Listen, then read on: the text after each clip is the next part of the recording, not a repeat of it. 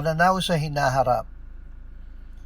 Gayunman sinasabi ko sa inyo, mula ngayon ay makikita ninyo ang anak ng tao na nakaupo sa kanan ng kapangyarihan at dumarating sa mga alapaap ng langit.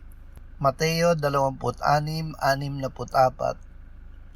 Habang siya ay nililitis ng mga pinuno ng mga Hudyo, ang pananaw ng Panginoong Hesus ay nasa hinaharap, hindi lamang sa paghihirap at kamatayan niya kinabukasan, hindi lamang sa kanyang muling pagkabuhay at pag-aakyat sa langit, kundi sa kanyang maluwalhating pagbabalik at pagdating sa mga alapaap ng langit. Panginoong Hesus, bigyan mo kami ng pananabik sa iyong pagbabalik.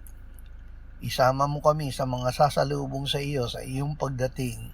Amen.